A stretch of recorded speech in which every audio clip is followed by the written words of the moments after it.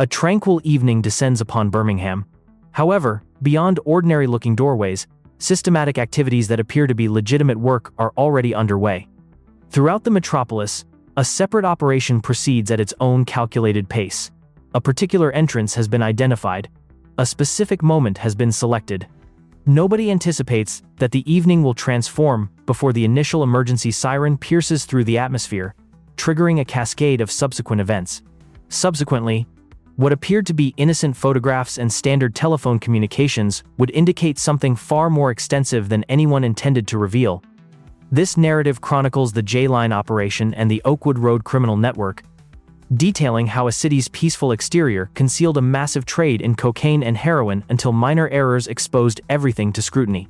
Prior to media coverage or law enforcement interventions, there existed a telephone that operated on schedule.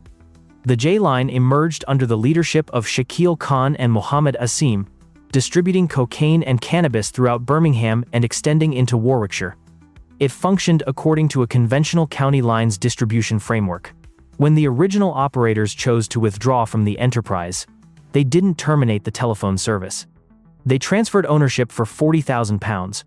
Siblings Shamraz and Amres Alam, based in Hall Green, assumed control, acquiring a telephone number that maintained existing activity and purchasers who had already established trust in the service. They weren't taking a chance on an untested venture. They were purchasing an operational business in full swing. The distribution channels had already been established through repeated transactions. The telephone number was already recognized, and the scheduling had already been internalized by its clientele. The transaction demonstrated the worth of an already functioning drug distribution line. The most critical factor during that period was the temporal element. Throughout 2020 and 2021, West Midlands Police expanded their surveillance of organized distribution networks, utilizing standard traffic stops, community intelligence gathering, and digital forensic analysis under Operation Target to chart the movement that existed behind everyday telephone calls and text messages. This marks the beginning of the narrative, with a lucrative operation transferred as an active enterprise, moving discreetly across Birmingham and Warwickshire whilst the police force's regional enforcement approach constricted around it. The J-Line succeeded because of its straightforward approach. Purchase requests arrived via text message to a single established number. Responses were dispatched with sufficient speed to prevent regular customers from seeking alternatives. The operational footprint remained contained Birmingham, extending into Warwickshire with brief text messages, rapid confirmations, and discrete delivery transactions. The essential element wasn't visibility, but dependability. The telephone became a routine contact for approximately 400 customers, a stored number that transformed demand into a predictable schedule. Financial transactions maintained the same level of organization. Rather than conducting face-to-face cash exchanges at every transaction, customers were directed to transfer payments directly into Muhammad Asim's banking account.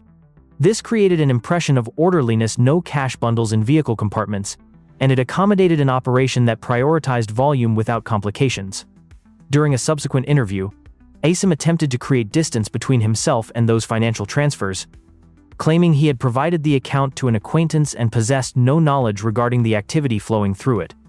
At that stage, the sequence of deposits and message correspondence had already given the account a profile that proved difficult to rationalize. Supporting the telephone number were individuals who maintained the system's functionality. Valentina Dobre managed storage and packaging operations, preparing inventory so that couriers experienced no delays and orders maintained their flow. Mudassar Hussain and Waqar Ali operated the line's logistics, in practical terms, collections, deliveries, the subtle movement that fulfills a telephone's commitments. It wasn't an organizational structure that drew attention. It was an interconnected system that remained unbroken.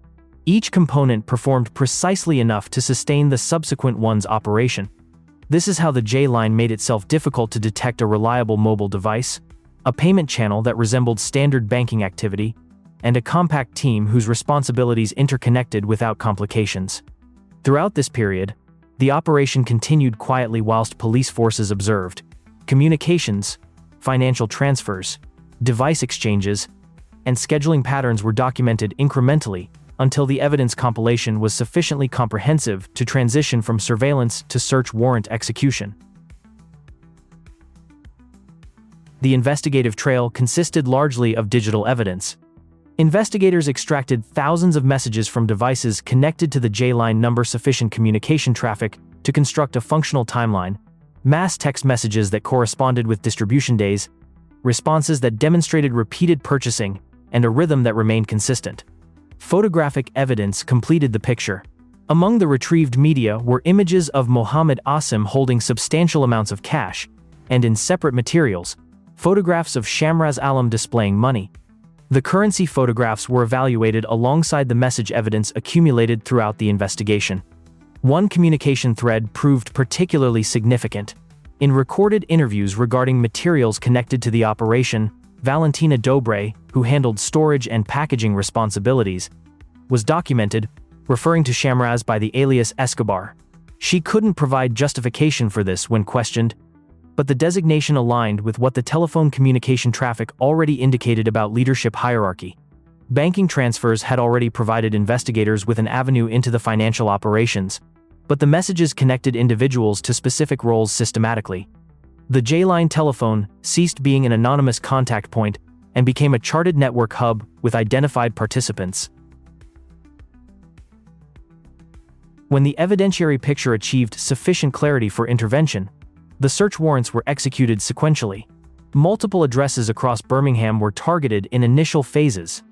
Each location was processed using identical procedures: secure all rooms, confiscate all devices, inventory all countable items. At each address, officers discovered currency. Not incidental amounts, but organized banknotes concealed in drawers, cabinets, and locations people assume are sufficiently ordinary to remain unnoticed. The cumulative amounts increased with every search operation until the figure stabilized at £212,600 recovered throughout the entire operation. One address held greater significance than others. At the Hall Green residence connected to Shamraz and Amres Alam, officers tallied over £80,000 independently, an amount that suggested ongoing operational capital rather than accumulated savings. The currency wasn't positioned there for display purposes. It remained there because the system was constructed for high-volume transactions. Orders arrived continuously, inventory departed regularly, and cash accumulated before it could be laundered or distributed. Documentation provided an additional evidential layer. At one property, officers retrieved a register of numerous customers with outstanding payment amounts, a functional accounting record rather than mere documentation. In county lines operations, written ledgers are uncommon, because mobile devices can store all information. Discovering one in physical form eliminates the separation between message traffic and tangible collections. What the enforcement actions produced wasn't a single conclusive piece of evidence, but a uniform pattern duplicated from residence to residence. By the conclusion of the final inventory, the operation's financial aspects were no longer speculation moving through text messages. They constituted an accounting statement on an official custody document.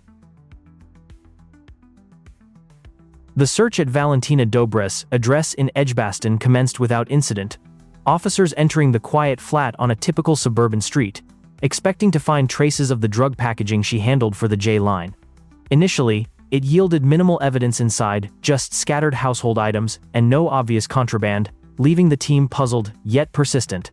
Subsequently, attention redirected to the street exterior, to an automobile parked curbside that appeared unremarkable, a silver hatchback, blending into the evening shadows, and initially didn't suggest significant findings.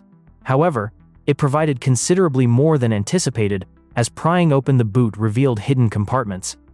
Inside the vehicle, officers retrieved a modified firearm capable of real harm, a pellet weapon for close-range threats, a starter pistol ripe for conversion, and 5 live ammunition rounds gleaming under flashlight beams. Accompanying these items were documents establishing connections to Shamraz Alam, including scribbled notes with his number and linked addresses. The discovery transformed the interpretation of the address immediately, turning a seemingly dead-end search into a goldmine. What had appeared to be an unproductive location inside the apartment became an evidential connection point in the exterior space, items that elevate an investigation from narcotics exclusively into firearms territory, and documentation that assists in positioning those items within the J-line's control structure, hinting at armed protection for their deals. The weapons themselves held significance for their nature and location, evoking the gang's readiness for violence in Birmingham's underbelly. stored within a vehicle rather than a residential compartment. The positioning suggested portability equipment that could be relocated at minimal notice and kept away from obvious search locations, allowing quick escapes or enforcements. From a legal perspective, the impact was immediate, stacking weapons charges atop drug conspiracies. The case no longer depended exclusively on distribution and criminal proceeds. It incorporated firearms exposure as well, darkening the prosecution's outlook. That transformation elevates the severity in both charging decisions and sentencing outcomes, and it reduces the available space for arguments regarding the operation's intentions, sealing fates with ironclad proof. All 7 individuals were taken into police custody during synchronized warrant executions across dawn-lit neighborhoods and formally charged with a web of offenses. The case proceeded to Birmingham Crown Court, where it advanced through final proceedings under Operation Target toward verdicts and sentencing that would echo through the city's criminal courts. Before we examine the trial proceedings and sentences, we must consider the second criminal organization in today's account. Late on the 22nd of May, 2021, 2 vehicles, an Audi and a BMW, arrived outside a terraced house on Oakwood Road, Spark Hill. The address wasn't functioning as a genuine residence. It was being utilized to process Class A narcotics for subsequent distribution. The visitors weren't present for conversation. Concealing their identities with masks, armed with weapons, machetes, and a shotgun, they approached the entrance. They forcibly entered the premises. Muhammad Ishaq was assaulted with a machete, sustaining a severe laceration wound and injuries to his upper limb. The incident unfolded rapidly, directly, and concluded almost as swiftly as it commenced. Both groups departed before the neighborhood properly noticed. What persisted was the aftermath: blood evidence, structural damage, and a residence configured for processing heroin and crack cocaine. Emergency medical personnel arrived initially, and whilst treating the injuries, notified police regarding the situation they were encountering. The emergency call transformed the address from a private location to an active crime scene. From that moment, the residence was assessed for its actual function, an operational preparation facility, rather than a user's accommodation or casual meeting point. The initial objective was straightforward: establish the chronology. Vehicles, weapons, a forced entrance, an injured individual, a property established for mixing and dividing bulk Class A substances. The secondary objective represented the reason the case would expand in scope, comprehend the function of Oakwood Road within a broader criminal enterprise. From this juncture, the investigation broadened. The most significant development in the investigation occurred when witnesses reported observing a group of individuals concealing items in vegetation at nearby Spark Hill Park. As officers converged on Spark Hill Park, the rival group drove circuitous routes around the vicinity, attempting to reach the hidden stash initially. One individual placed a 999 emergency call with a fabricated report of a shooting incident, a crude diversionary tactic to redirect police units elsewhere. The stratagem proved unsuccessful. The search proceeded as planned. Officers thoroughly searched the park grounds. Within the shrubbery, they discovered a mixing container filled with brown powder substance and wrapped packages. Laboratory testing confirmed more than 8 kilograms of heroin and over 1 kilogram of crack cocaine, valued at approximately £226,000 before additional dilution. Returning to the Oakwood Road address, officers discovered the preparation equipment, mixing agents, weighing scales, sieves, razor blades, containers, and plastic bags. Collectively, the recovery at the park and the equipment at the residence demonstrated the property was being utilized to prepare Class A narcotics for onward distribution.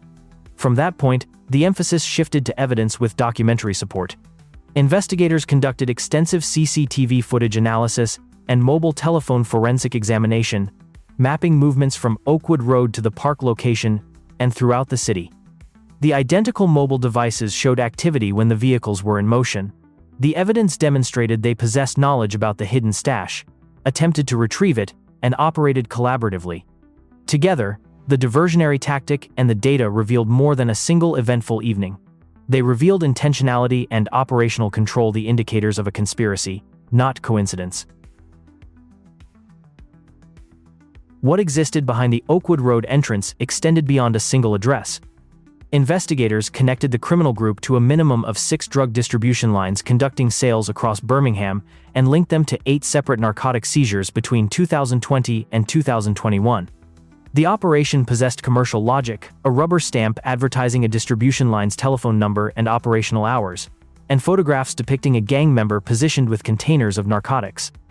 It wasn't casual distribution.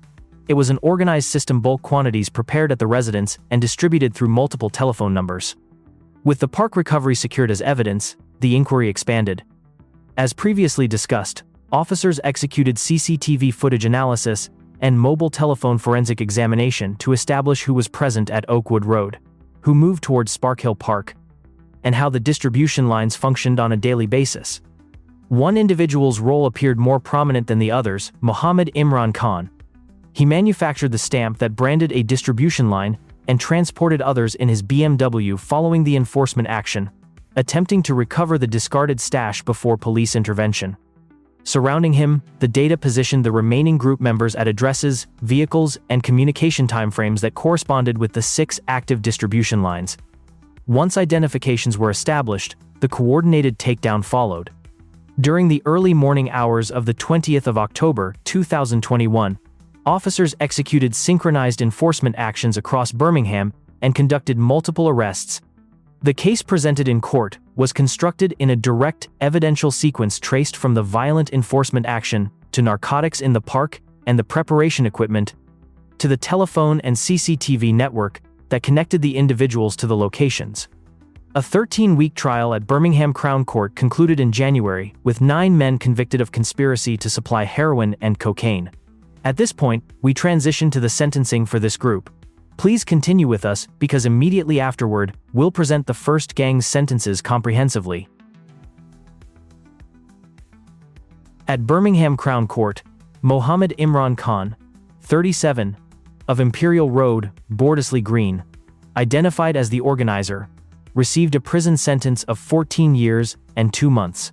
Kaleem Ullah Khan, 37, of Arden Road, Saltley, observed departing with a mixing container in a refuse bag, received 13 years and 3 months. Mohammed Ishaq, 32, of Knoll Road, Spark Hill, attacked inside the address whilst preparing narcotics, received a prison sentence of 10 years and 2 months. Sohail Hussain, 31, of Priory Way, Bordesley Green, who departed carrying a machete and a bag of cocaine, received a prison sentence of 9 years and 9 months. Mohammed Hamza Butt, 25, of Cobham Road, Bordesley Green, connected through the distinctive waistcoat discovered covering the stash in Sparkhill Park, received 8 years.